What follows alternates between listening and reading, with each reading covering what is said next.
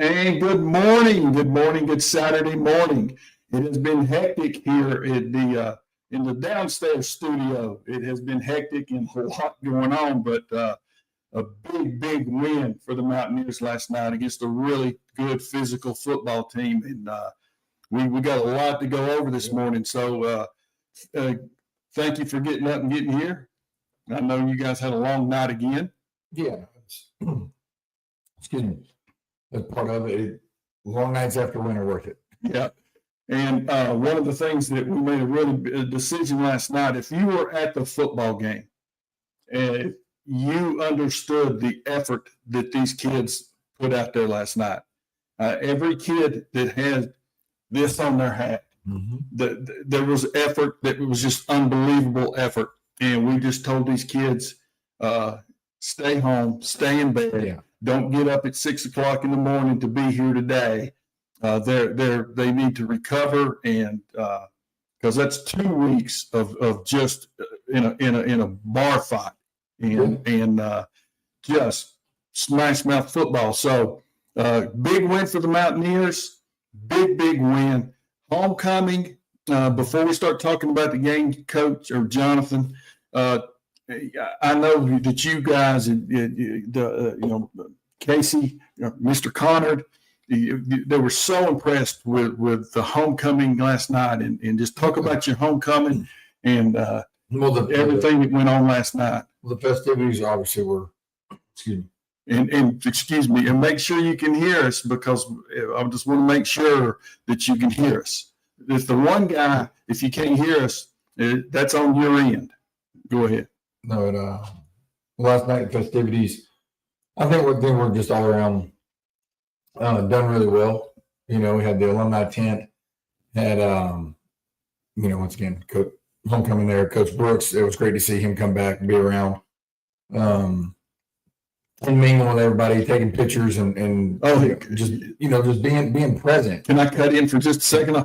He was up. He came up on the top of the press box last night when we were up there, and he couldn't stay long. He was so intense. It was.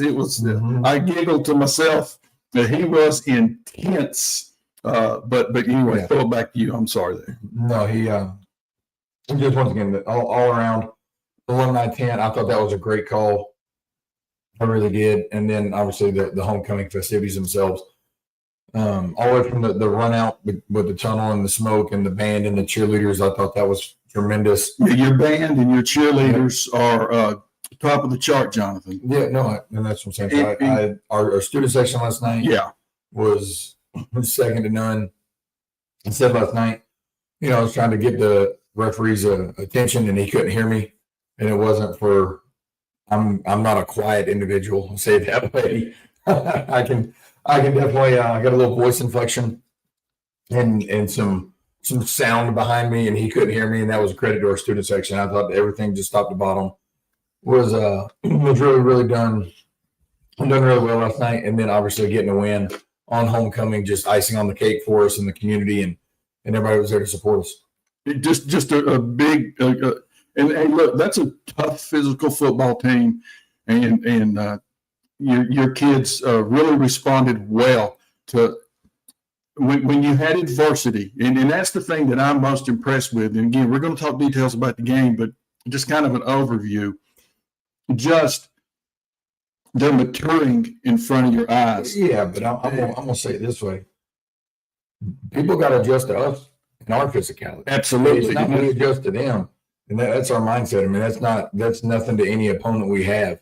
That's just our mindset. It's a fast physical football game, and that starts with us, and that's how we look at it. Yeah, the sound that you hear is our little Shih Tzu Milo. Janet had to go take care of something this morning, so he's up there. He is not a happy camper. But anyway, first quarter, second week in a row, your opponents, and this is where you kind of know certain things are happening here. They won the toss, and for the second week in a row, they took the football and left us to get the ball in the second half. Yeah, I mean, I'll take that as a compliment for people not wanting to play against our offense. That's the way that I look at it. Maybe I'm being arrogant, but I'm not. I just think that's the way that our offense is evolving. Our offense is growing. Our players are growing, and understanding that with all the different personnels that we have, that we can play fast and score. So, I mean, that's a credit to our kids. It really is. But then credit to our defense. Second play, they try to throw a flat route. James Launder undercuts it, 6 points our way. So next thing you know, 2 plays in, we're up 7-0. James's mom did not have the heart attack that I thought was going to happen. Yeah. I watched her in the stands from up top, and that was pretty cool. Yeah, but a great play in the plays. Well, because he's taking the coaching each week. He's listening to the game plans. He's understanding what we want with what Coach Hawkins and myself are telling him, and it's paid off back-to-back weeks. So, I mean, in reality, going back to a few weeks ago, outside of a penalty, we've had 3 straight weeks with a defensive touchdown. And so our defense is getting better. They're playing faster, which is a great thing. The past 2 weeks, we've had 8 turnovers. That I'm not going to complain with that. Yeah. And ball security on our side has been really, really good. Yeah, well, we stress that stuff at practice because the bottom line is the team that makes a few mistakes wins a majority of the ball games. Like I said, I think we're +8 the past 2 weeks on turnovers, which is a tremendous thing. The first 3 drives the other night were turnovers by them. Interception for touchdown, fumble, interception. And, I mean, once again, our defense is playing great. We tell them, just like any other coach, 5 plays make or break a game. You just don't know when those 5 plays are. So play every play like it's one of those 5. And I think we're really getting to that point, which is good. It's really good to see. It's fun to watch the kids enjoying it and flying around. It is. And you go back and you're talking about, you used one of your maxims that it's ingrained in you. From Coach Nealon, and pressing the kicking game. Yeah. And again, last night, was that a block on that one PAT for them? No, for them. Did we block it at the end there? I don't think so. Okay, but again, snap, hold, kick. Mm-hmm. And our kids did another great job of that kick coverage. They had one that was the kid broke a tackle, but everybody's in their lane.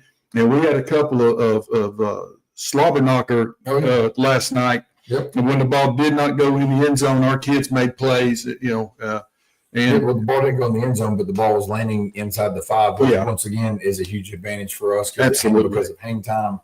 Coverage team was there. Yeah, I mean they were, especially on the open kickoff. Chase Smalley just delivering a blow early, to kind of get momentum in our favor.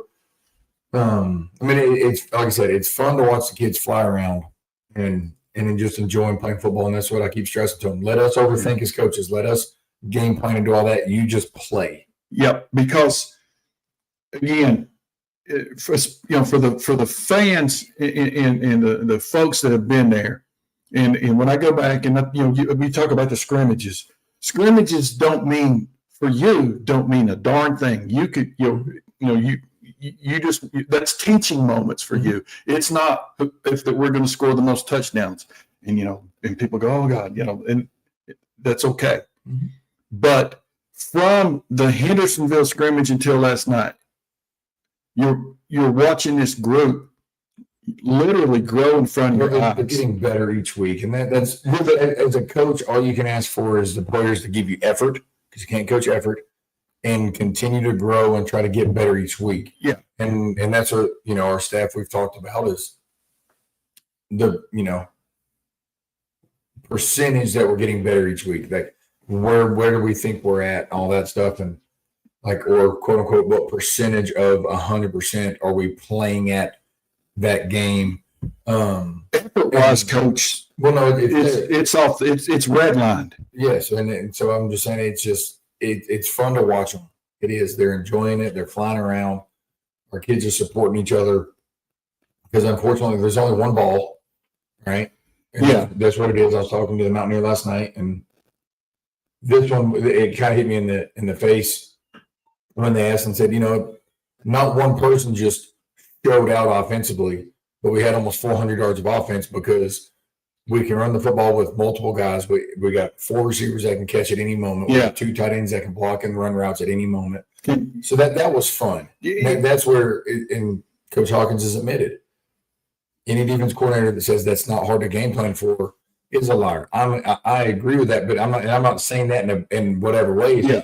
Our kids are understanding what we're wanting, and they're playing, and they're getting better. So now we can change personnels and do the same things that we want with a different look. And all I got to do is window dress it, and our kids are learning that, and they've learned that, not learning, they've learned that, and they bought into that. Yeah, and Jet could, and he's done a really good job of understanding that, the perception of you guys was we're going to throw the ball 60 times a game and all that stuff. And Jet last night, 11 for 19, 141. That's 58%, 2 touchdowns. He had a 116.3 quarterback rating.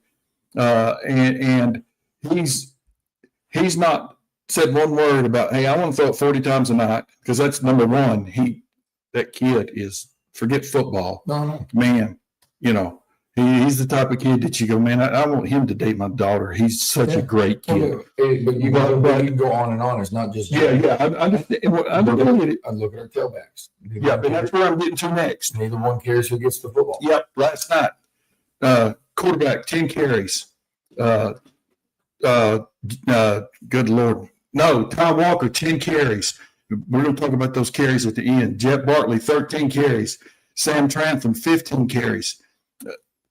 We averaged 5.2 a rush, and they our tight ends again, and we're going to talk about the line in a minute, but those 2 tight ends again last night, just so freaking unselfish. Well, no, and that was, once again, they understand what we're wanting.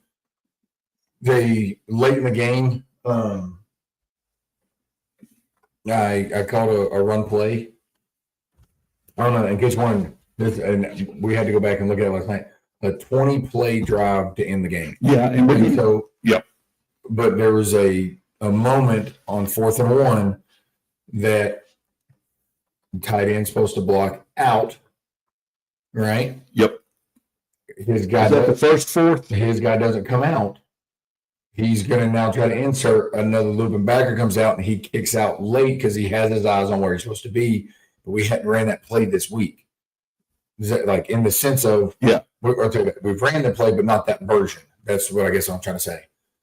But once again, knowing the system, knowing that we will in a game adjust, trusting their coaching, trusting their instincts, and trusting their eyes. That's what was fun to see, whether we're in a 2 tight end set, 1 tight end, or no tight ends. Same thing with our tailbacks. They blocked their rear ends off last night for the other one, whichever one was blocking, whichever one was getting the carry. Excuse me. I'm talking about thudding linebackers in the gap, kicking out on safeties, rovers, or corners. Very unselfish play. And, I mean, once again, as a coach, that's all you can ask for. Yeah. I mean, truthfully, it's enjoyable to watch them play. It's enjoyable to watch them run around, and enjoyable to see the smile on their face at the end of a night on Friday, with knowing all the bickering and frustrated tones that I had during the week on purpose, because I've told them I want practice to be so frustrating for you that Friday nights are fun and easier. They're never easy. They're not, but easier. And I think they're starting to understand that there is a rhyme and a reason why we're doing it. And it pays off on Fridays, and seeing the joy on their face at the end, that's what makes it worth it for coaches. Yeah, because last night, I talked to you this morning, and the 5 guys up front. And, I mean, if you can kind of just name them real quick, I love when we do that real quick. And I mean, left to right, you got Everett. Everett Messer. You got Bryce Cosby, Avery Messer. We got 2 Messers on the O-line. 2 Messers. 2 Messers. Right. Or making a mess. Of the defense. Of the defense. Cameron Hall, and then Luke Johnson at right tackle. Yeah. They do a good job of communicating. They once again, they know what we want. Things are going to happen. They're always going to come up with some blitz and all that stuff, but I think we do a good job with them and Coach Reinhardt on the sideline, checking the iPads, checking what they're doing. But even if we can't see it on the iPad, Yeah. them communicating with, here's what we're getting. Here's what we're getting. We're getting this stunt. We're getting this blitz. And Coach Reinhardt does a phenomenal job of knowing what they're saying and knowing instantly how we want to adjust to it. And I thought last night, man, just the snap of the football, where Avery is, again, right in front of your eyes. I'm watching this kid improve. He's got a little slobber knocker about him. He's got a little attitude about him, and his snapping of the ball was really crisp. Yeah. And that's the first thing. Your responsibility as the center, especially in the offense that you guys are running, because you're not under center, man. And just watching him, and then man, last night again, I'm just naming kids. Bryce, My guy, Coffee. Man, listen, the look in his eyes when he is the most polite human being I've ever met off the field. When you get on the field, and there's an alter ego or something, in such a positive way for football. Don't get in his way. Yeah. Say that. Do not get in his way. I remember a couple years ago when he was on JV that there was a turnover. He's trying to chase the guy down, and he went in full torpedo mode and almost took my ACL out on the sideline. I said, Bryce, dude, what are you doing? He goes, Coach, you shouldn't have had our football. I said, all right, buddy. Well, luckily I still have my ACL.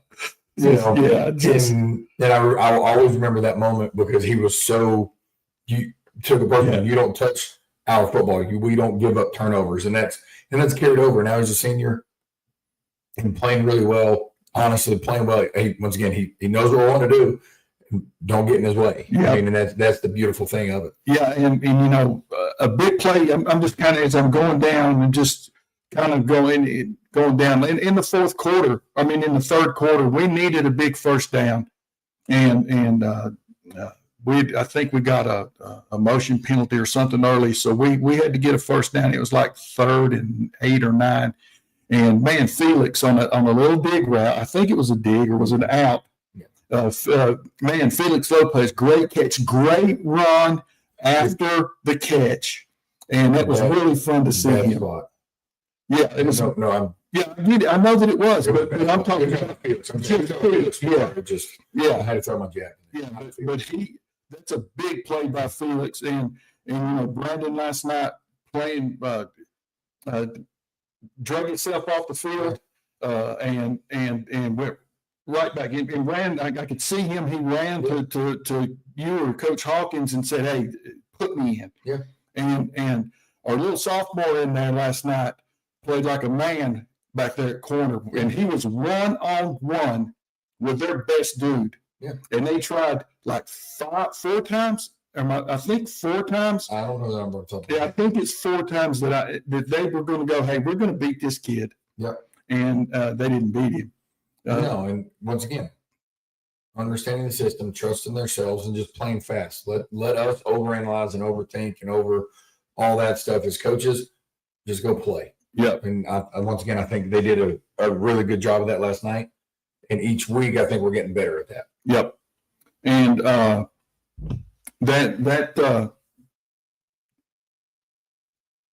it was just really a total team effort. You can sit here and and we can single out kids and stuff, and you go back and just. But I go and if you watch the defensive film, I know that you guys stayed up and you watched it, and we're there to make plays. In those plays, we're going to end up making those plays because we probably were in a position last night to make 10 or 11 TFLs, and that's just a matter of just reps and yeah. It's once again they're allowed to make plays too. Yes, and that's the thing, and that goes for any team. Just like we're allowed to make plays too, and bottom line is we made more plays than they did. It's that simple, and that goes for each week. Somebody's going to make more plays than somebody else. And fortunately enough, it was us last night. Yeah, big, and that's a big win because it's always nice to start 1-0 in conference. Yeah, let's call it like it is. That's for everybody, everyone. And we got 8 now, so there'll be 4 teams that are 1-0 and 4 teams that are 0-1. That's not a slight on anybody. That's just the numbers and the reality. We're fortunate enough because of our players and how they played to be on one of the 4 that's 1-0. And one of the things, and it's for you. You take it seriously. Some other people, like, they joke about it, but they talk about the SEC, and our conference is a gauntlet. Our conference is a gauntlet. Ain't the word for it. Because we turn right around. We turn right around next Friday night, and the Falcons are coming to Waynesville. And our conference is, and I've said this so many times, any team can beat anybody on any given Friday, and that is not coach talk. Yeah, we don't have any Vanderbilts. No, but sorry, Vanderbilt. I'm not sorry, Vandy.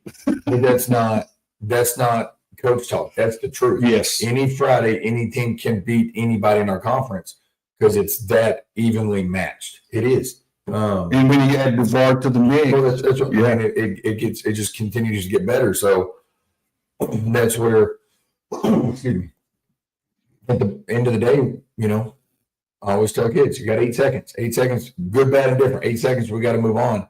Coaches, we got to move on. It is what it is. Game's over. Great. We have the dub. Now we got to get on to the next opponent. But that's our mindset because it is stacked top to bottom. It is and for you personally, I don't think that you would want it any other way. Well, no, because you're a competitor. If anybody says they do, they're lying to you. And this is how I feel about it. Yeah, that's what you want. And I'll tell you this: our kids don't want it any other way because our kids are competitors. And I'm assuming, I'm pretty sure, I'm assuming that I would be right, that everybody in our conference would feel the same way about you because you do want to play the best each week. That's why you play. Yeah. I mean, honestly, that's why you play the game in any sport. That you look at our baseball team. Coach Shepard goes out and schedules teams that are winning state titles year in and year out as our non-conference teams because you want to play the best. That's just being a competitor. I think to me, I love that he does that. That's why we tried to schedule the non-conference schedule we did this year and in football to give us the best chance to continue to get better and to continue to grow. Really good competition in the process to try to also better ourselves. And so we could sit here literally, we talked about that, or we could sit here for 2 hours and just talk about the details of last night in the effort. Mm-hmm. But one of the things that I'm watching these kids grow is a couple of them last night, even down on the field in the midst of the celebrating your homecoming win. You got all these people coming in. You had Coach Brooks, you had this, you get the tent, you had the band, the cheerleaders, and all that. And they're going, they're ready to practice Monday because we got West Henderson coming in here next week. We don't have a lot of time. It's good to be happy, but we can be happy later. And the culture. Well, that's the old cliche that I always say is they've been hanging around me way too long. You know what I mean? Like being funny. Because I mean, I'm gonna say it like not in the. This is one of the most positive things you can say. It was a negative what happened, and the kid should have been reprimanded. I'll say it that way. Watching on film, it was a very dirty. It was hit. Egregious. It was a very dirty hit by one of their players on one of our players. Yeah, is what it is. And kid leaves the game. Not gonna say for what. Leaves. Gets things that he needs done, and then comes back to the game in the fourth quarter to make sure that he's there for the win for his team. And that, like with Isaiah Hyatt, that's who we are as a team and as a program. And I say we meaning the players. Yeah, they love each other. They want to be around each other. If it's your brother, listen, you're going to bicker and argue with your brother. And we bickered and argued before the show today. Yeah, we had a big fight down here at about 10 till 8. But I'm just saying that happens. That's going to happen in a locker room, right? That's any sport. I'm not talking about bad, but it's just you're around the same people every day. Yeah. You're going to get in disagreements, but at the end of the day, they love each other, and you see it. Him coming back to the game to make sure that he was there for the win with his buddies. Go back in. Trust me, I know I had to have a conversation with him. I can say that. Come back in. But that's who we are. That's what players are. Yeah. And that it's fun to see that because you see him walk on the field, come back on the sideline, you see everybody just huddle around him because we are a family, we are a team, we are a unit. And can I? Last night, I thought what was really special and I want to thank you and your staff. I know that you guys have got me up in the booth. I'm not a coach. I don't practice, but I know what I need to tell you from up top. And we came down last night. It was there were two young men that are former Mountaineers that were down on the sidelines, and it was just, they were intense. One of them he's ready. He's ready to coach. He's fired up. And the other young man came up to me, and you mentioned their names because I know that you love these kids. And he said, he's a college football player, and he said, my summer is going to be right here in Waynesville working with our offensive line next year. Yeah. So talk about those two kids just for a second. Want to come back and be a part of the culture that you guys have worked so hard to change. We got Josh Kruger and Bridger Jones, and that, once again, that's who we are. I want our kids to come back. I want them to be around the program and be a part of the program. Both of them, I mean, honestly, just being down there and being around, it brought back good memories, and but once again, that's what we want. Our kids love when they're around. Yep. We want that to happen. Yeah. And what's it? Just, you know what I mean? We want that to happen in a positive way, to be down there, support our guys, support our program that they've helped build. Yes. Because it's built on the shoulders of the guys in the past. Just like when I played here, it was built on the guys in the past before me. You try to keep that going and that legacy going, and that never ends. Till the end of time, that'll never end. Because I'm not joking. This means something to you. But that's the thing, that and so having those guys come back was fun to see. I mean, it really was. It was fun to have them around and enjoy the moment, because it is different. It's different when you're not the player. It is. You get the same joy, but in a different way. It's more of a validation of seeing the smile on the kids' faces. And I can go back. I was saying, it's funny as hell. You can see it on film. The second to last play of the game, they try to throw the ball, and Ty Walker gets a PBU, a pass breakup, and he rolls over and he just looks at the sideline and just points.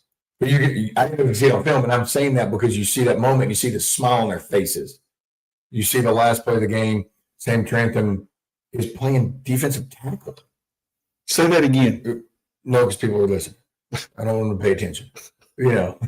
I'm just kidding. But in running to the ball and makes a tackle in the game, and then you see all 11 guys on the field just turn and are grinning and running and smiling. That's it. Once again, it's the same joy, but in a different way. Yeah. And I think those two kids, with Josh and Bridger, saw that last night and going, you can get the same enjoyment out of this. You can't get the same competitiveness out of it, but you're just not the one now hitting and blocking and tackling and running and throwing and catching and doing all those things. So it's a whole different deal. You got to keep your emotions in check in certain ways. And I don't know how to keep my emotions checked. Do what you're supposed to do. Referee this way you're supposed to do. No, this was on you. That's all. Well, guess what? It's my show. It's what it is. Right? So I keep my emotions in check. I want people to do what they're supposed to do, quote unquote, do your job. Don't tell me that you blatantly missed 2 calls and you didn't know where the ball spots. That's your job, not mine. Point blank. That's not my job. My job is to coach Tuscola, not tell you what your job is. Right? So learning how to keep your emotions in check. Yeah. And that's where they saw that last night. And it was fun to see that, because after the game they're like, Coach, this is fun. No, it is. It's the same joy. But now, because I'm telling you, seeing the kids' faces, it makes it worth it. I want to go back just a little bit, though. I want to talk about the way, handling adversity and handling success are pretty much the same thing. You got to carry yourself the same way. And your kids they've grown so much in how they handle success and how they handle the adversity, because we Momentum is a real thing. And in the third quarter, they took the momentum back for a little bit, and they were driving the football, and your kids had a choice to make. And how are we going to handle this? And they bowed their neck and made those plays, and just phenomenal growth. And just it's fun to see. And well, I'm going to say this earlier though. Once again, you don't know when one of the 5 plays are. We're driving right before half. Yeah, great drive. But we knew we needed points. We always want points. Yeah. But you need at least 3. Ideally 7, but at least 3. We get down there, we're driving, and a situation happens, and we go, dude, guys, it's 4th down. Don't mean anything for me to go for it. I mean, this is what it is. I know people can get upset, but hey, certain situations call for certain things, and you know what I mean. And I will die on this. I'm always going to trust our players. It's that simple, and that's not being arrogant. That means I have to. If I didn't trust them, I wouldn't do certain things. I trust them for how hard they work and understanding of the system. When we get in the huddle, and Coach Seibert comes up and goes, "Hey, have you thought about this play?" Oh, I remember that. And I went, "Holy bleep!" See, I'm getting better. Holy bleep! That could be a house call. Yeah, and called the play, and it worked, and got us a 1st down, and actually once again almost scored a touchdown. And go that's where we're going as a staff is it's not a one-man show. It's not this. It's not that. The communication, Coach Reinhardt at O-line, we need to do this, and this with the blocking. Right, Coach Seibert going, hey, we can do this, and this in the pass game or in the run game. I got 0 questions on special teams. Yeah, no, because you got to trust him. Like that's where we're at. And I say that to say our communication is so fluid. I get to hear, and I'm privy to that. And I will tell you, one of the things that impressed me after the game, everybody's gone. And I'm walking out to the parking lot, and they're loading up your trailer with all that cool stuff you guys got.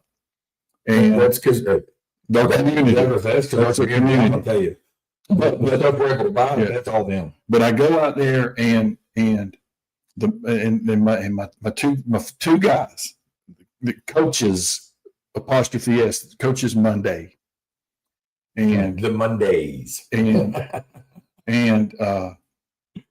Mike is standing there, and we're just talking about the game, and I was messing with him about backing the trailer up, and I'd crash it, whatever. True. And I told him about you and I in the 38-foot pontoon at the lake, and did we make it back? We make it back? We got it in the water. But anyway, Mike looked at me in the course of the conversation, and very intense, because I'd said something about I love watching you on the sidelines because you're really coaching. You're not just standing there twiddling. And he looked at me very, very intense, and he goes, "It's the culture. It's the culture. We every play," or however he worded it, and he was intense, and he wasn't playing, and that, and up here I'm going, yeah, that's good, because it's great we won, and it's good. I'm kind of maybe paraphrasing, but he is ready to get back on the practice field right now to get ready for West Henderson, and Braden.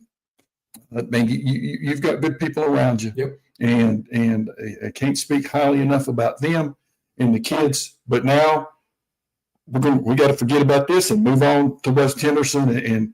And the thing that I enjoy about that situation from a personal level is you guys are always competitive. All these coaches in this conference are always competitive.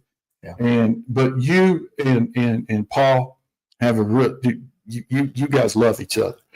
But I know you do, and because you guys spent 3 years together out there building that thing up, but he's going to be. It's really. I know you'd rather beat him than the sunrise, and he'd rather beat you than the sunrise. But you're competing. It doesn't matter who's across the sideline from me. Anybody.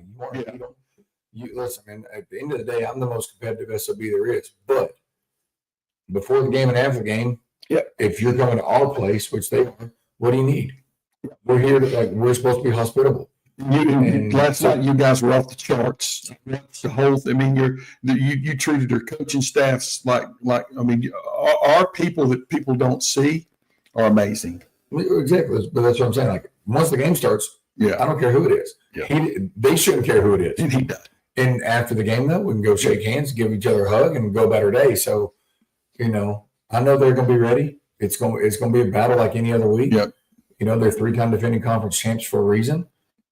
So it's always going to be tough in our conference on Friday. It is what it is. But I know our kids are up for the challenge, just like their kids will be, and we're going to go play. But once again, I will die on these hills.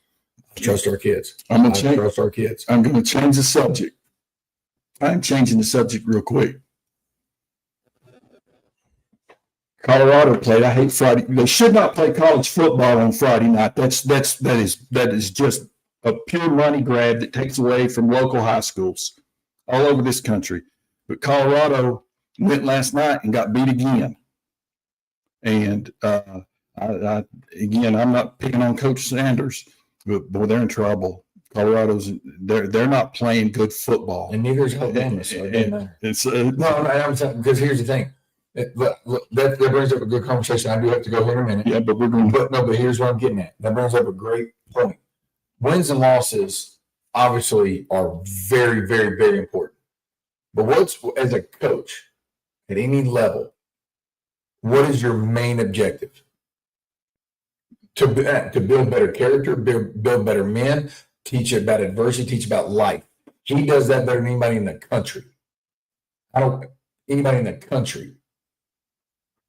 So I understand. Sometimes you and I clash on that, and I love him because he's because he's loud. He doesn't drink, he doesn't smoke, he doesn't cuss.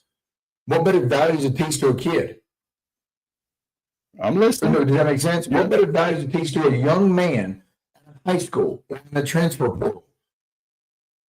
To go, here's how you become a grown man. He's got cameras around. Cool. Everybody does. Everybody in today's world at that level has got cameras and film crews following them because it's a day of social media, right? He didn't invent it. Sorry that let's call it like it is. Sorry, he's the greatest cornerback to ever play the game. And people want to be around him and they want to market his name. And what's this? Year one. I do random studies. Year one, he brought $100 million in revenue to Boulder, Colorado. $100 million in revenue to Boulder, Colorado. And he built great men, better members of society. But we can sit here and talk about wins and losses all day long. Does that make sense? Yeah. As a coach, once again, wins and losses are what, quote unquote, define your job. Yes. But then fire Alabama. Fire Kevin DeBoer. Sorry, does that make sense? Yeah. Hey, fire, and I like the guy, but fire a guy at UCLA, he's over. Yeah. Does that make sense? Yep. I'm not calling for them to fire him. But that argument for Dion is he is one of the best. That is, he teaches kids a lot more about life than Chapel Hill. He teaches them how to be grown men and how to deal with adversity than Chapel Hill. I'll take for the guy. I'll call it like it is. So that's where people go, oh, hey, he's the greatest thing, blah, blah, blah. He doesn't teach them about life. He doesn't teach them about adversity. He doesn't teach them how to grow up, how to deal with things, how to save your money, save your NIL money. What does Dion do? All right, I'm going to change that. Good. Now, here's the thing, and I want today, if you can just let our folks kind of understand what's fixing to happen when Georgia and Tennessee play in Knoxville today. First of all, Well, Georgia's quarterback, let's call No, it. no, no, I'm talking about that part yet. I know, but I know. But first of all, the loudest I've ever heard something in my life is when you guys played Georgia, and it was like a jet plane in England. Yeah, but I'm going to go real fast here. As the player, what's on Tennessee? What's it like being in England? I know that's what I'm trying to go with right now. There's a reason why not every, but a majority of SEC players not at Tennessee because you don't vote for your own stadium essentially. Say Neyland's the loudest stadium. There's a reason why Neyland's one of the. You ask all the reporters, blah blah blah. It's the loudest stadium they've ever been in. All this stuff. Every game's different. Does that make sense? Playing Vandy is different than playing Georgia. They've been playing Florida or Bama. That's all. Same thing. I get it. Penn State playing Ohio State, Michigan, and Oregon is different than playing Minnesota. Does that make you know what I'm saying? Absolutely. But from overall standpoint, it is the loudest. But now, granted, does every stadium in today's world pump music? Yes, part of it. That's today's world. But the quarterback for Georgia statistically is like bottom 5 right now, not in the SEC. When it comes to statistics, I know that's their offense, blah blah blah. Who wins a football game? Tennessee by 10. And that is the game in the country today. Game day's there. I'm telling you, it's going to be rocking. It's 3:30 game. People in Knoxville, let's call it is. It's 8:46. They've been partaking for a long time already. And you know, the Vol Walk today it's going to be insane because I don't think this is right, but I'm going to be honest. I don't think it's right. I'm going to preference that. It'll be even crazier because UCLA's 0-3 and they got beat last night. Yep. So it'll be a little crazier because Tennessee fans have that chip and that edge. Does that make sense? I'm not saying that's the right thing to do in that sense. We know them well, but I'm saying they have the chip and the edge. But the reality is they lost last night. They want us to be 3-0 and them 0-3, so it's going to be louder than it normally would be. That's just what it is. But the loser of the game, whoever takes the L today, you're not out of this yet because the way things are, right? Yeah, it's week 3. In college football, when is it better to lose? Early or late? Early. You don't ever want to lose. But look at Georgia last year or 2 years ago, whatever it was. They lose week 13. They're not in the playoffs. Alabama loses week 2, 3, 4, whatever, they're in the playoff. That's how it works now. So you would rather, quote unquote, stumble early so whoever does not win is still in their own driver's seat. Because in today's world, you don't want to play in your conference championship game. No, there's nothing to gain. Yeah, and so it's one of those. As a competitor, you do. Yeah, but from a playoff standpoint, the only thing that does is just say that you got a chance to be 1, 2, 3, or 4. Other than that, it doesn't mean much. I don't. It doesn't. It's not that it doesn't mean much, but in the Big Ten, Oregon, Ohio State, Penn State, Michigan. Who am I missing that can really compete this year? But we'll go those 4. SEC, Georgia, Oklahoma, Tennessee, Texas. Right? Well, only 2 can play in the championship game. Ole Miss. But only 2 can play in the championship game. 2 more are going to get in. Does that make sense? Absolutely. So you're not out of it regardless win or lose this early in the season. Especially in this kind of game. You just don't want it to be – you're going to be judged late if it's a 3-score game. Does that make sense? Yep. But I still think Tennessee's got the edge because of the crowd, because of the inexperience at Georgia's quarterback. He's a good player, but, he's got to prove it. Tony, the first true road game in the SEC is always hard. Always, and especially if you're going to Neyland. It's just what it is. So I do think we got an edge. I think we got a 3-headed monster at tailback, which I love watching. I love watching Tennessee's run game because it's 3-headed monster. And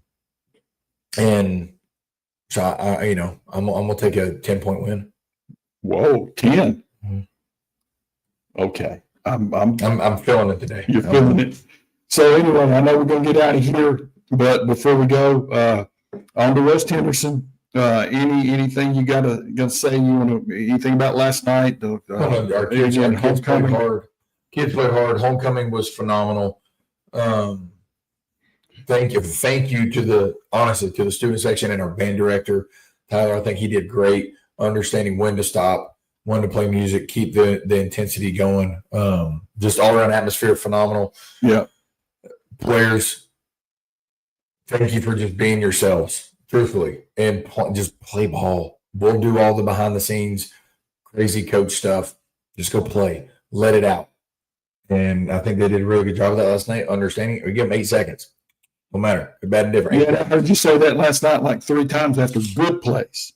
Because I want us to move on, and we do a good job. We're getting that to move on and go, because we don't want to have a great play and then have a lull.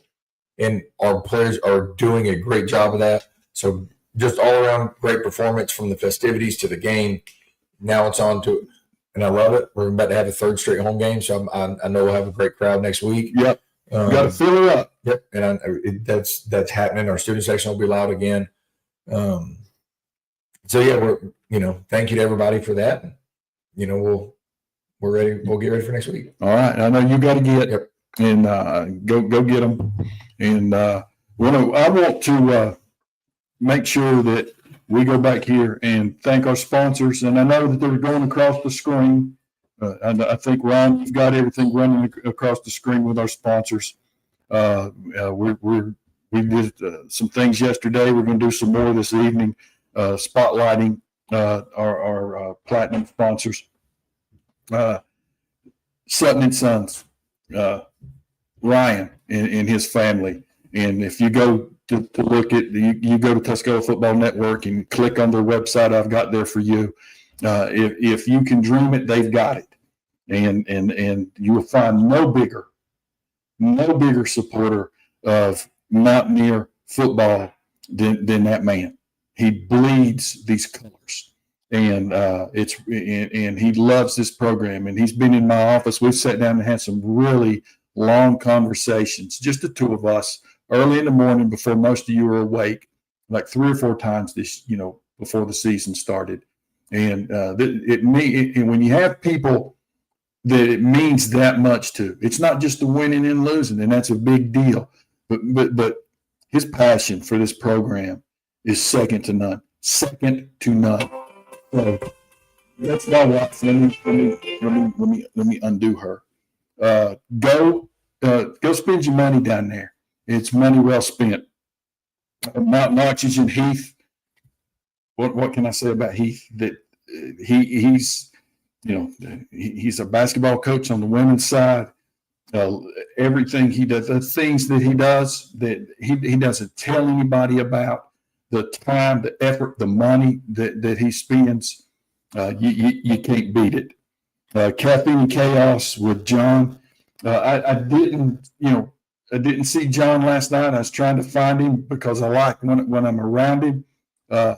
And as long as there's going to be Tuscola football, there's going to be John Caldwell and that family. And Caffeine and Chaos, yes, you get great coffee. Yes, you get all the coffee drinks. Yes, you get ice cream. Yes, you get food. Yes, you get all those things. But they've got the best indoor playground in Western North Carolina on site at Caffeine and Chaos. And when I come home from work, sometimes you can't get in their parking lot. Make it even fuller. Make them park across the road over at the convenience store. Fill it up. These folks are special, and they do a heck of a job in everything they do down there. So please visit them. The Print House with Chris. I called Chris yesterday and got busy and didn't get a chance to follow up with him. All the stuff, all our backgrounds is sitting down there waiting on my butt to go pick up. So hopefully, if I'm going to leave my office for a few minutes and go pick the stuff up. If you want to know the great work that they do, I've got compliments on the first sign that we ever designed. He designed this thing, and if you see that on top of my building, that's the quality of work that they do. Everything they do is off the charts. And then Amy Spivey and her real estate, and you go and click on Amy's, go back and again look on Tuscola Football Network. I can't say enough things. As my wife and I have gotten to know Amy and her family in the past couple of months, and we always known, but we've never known them. But now we know them. This program, and it's bigger than her kid. That's what's so great about this. It is a culture, and that's what that Jonathan keeps talking about. It's bigger than you. It's bigger than it's a we thing. It's the community. And Amy, if she will get you in the house or the property that you need, and trust me, she will work really, really, really hard for you, because she works really, really hard in everything that they do. And then my stuff down at Crompton's Auto Mart, CromptonAuto.com. I know it's a tough time out here financially for everybody right now. It's a tough time for us down there. And if you've got great credit, we got every bank you can imagine locally to take care of you. If you've got bad credit, I'm going to get you financed. I'm going to take care of you. And we want to grow our business here before the end of the year. So come give us a chance. Come take a test drive. Go over and, everybody knows my brother Frankie that runs the shop for us. And if you want the best service on your vehicle around, come see us. Give us a chance and spend your money, because again, we support not just this, but we want to continue to grow and help this program and help the school, because there's a lot of great things happening up there way beyond football. And I know I'm kind of rambling this morning, but again, we've talked about culture a lot today within the football program, but the culture that Casey Conard has up there on the top of the hill in every aspect of that school is beyond. So great things are happening for your kids. Great things are happening for the alum. Great things are happening for the former players. And it's just, I love talking to them. And it's we're going to hopefully I've got the stuff that I'm trying to contact some of the guys back from the 60s in the early from 66, 67, 68 and into the early 70s, and I cannot wait to have them on here to talk about Mountaineer football. So good week. We need to enjoy it, but about this time tomorrow it's over. Let's move on. Let's get ready for West Henderson, because honestly, this conference is the SEC of Western North Carolina high school football conferences. There is nothing easy here, and you go right into the next part of the gauntlet. So go Mountaineers. I will be rocking you live on Wednesday night with college football. We've got a great show planned, and thank everybody. We appreciate it. Go Mountaineers, and we'll see you guys on Wednesday night and get ready for next Friday. Have a good day. Everyone be safe.